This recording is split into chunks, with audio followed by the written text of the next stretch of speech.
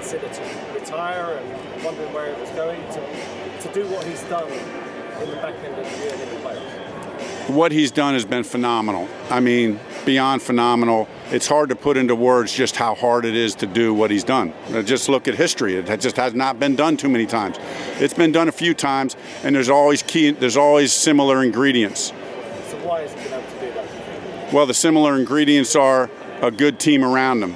A good team around him. But the other similar ingredient, I think, is the talent and the character and the belief that he has not only in his teammates but in himself to get the job done. Frank, you guys really overhauled the receiving core last offseason. What was the main impetus for that? You know, just feeling like wanting to get as many weapons as we could. We wanted to get the ball down the field. We knew we wanted to, you know, going into this season, kind of our DNA wanted to be, you know, we knew we wanted to be able to run the ball effectively. You know, be a top five rushing team in the NFL, and we accomplished that. But we think a lot of times what comes with that is play action, vertical pass game. Oftentimes complements a good run game, and so we really had a strong belief that we had one of the very best offensive lines in the game. We really felt like that was going to be a big strength of our team. That has borne itself out to be true. And we've had a great running game. But we had to build around that. We got the quarterback that we wanted, and then you build some weapons that can get down the field. So that was the goal. How have you seen teams defend you guys differently once you got Torrey and you got Alshon and Aguilar kind of moved full-time in the slide? Yeah, I mean, I think it's interesting. I mean, most teams, I always think it's going to be most teams have their own what we call DNA. They're going to do what they do best. And just like for us as an offense, and they're going to slightly alter how they're going to deal with Alshon or Nelson or Torrey, you know, taking those guys away, or Zach Ertz.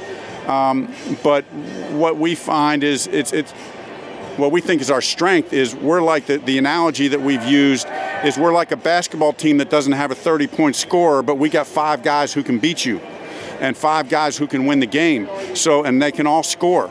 And that's what we've done all year. That's been our formula, and we need to ride that all the way to the end.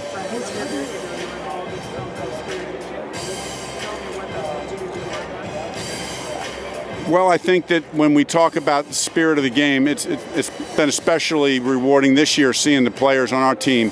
We have a very strong contingent of players who, not only the spirit, there's a great spirit being in football. There's a lot of passion and enthusiasm.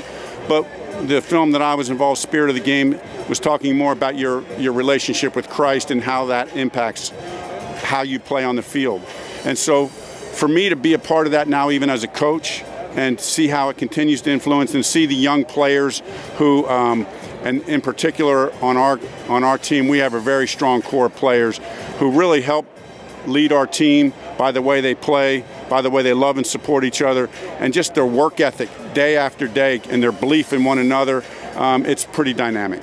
Frank, what's the feeling, or what do you see between a team that is looking for their first Super Bowl win as a team, as an organization, and the difference what you live maybe with the Buffalo? I mean, I think, you know, in this game, the goal is always, right, to hold that Lombardi trophy. And, you know, everyone talks about the ring, the trophy. Those are all great rewards for winning the game. But my experience tells me is that the thing that pulls it all together is just being able to look at your buddy, to do it for the guy next to you, the love and respect that you have in that locker room. And when you're trying to climb that mountain and get there for the first time, you know, and for our city, for the city of Philadelphia, a great sports city, for our organization to win this game would be huge. And just that camaraderie that and the special chemistry that we've had this year, I think that's what it's been all about. Coach, you've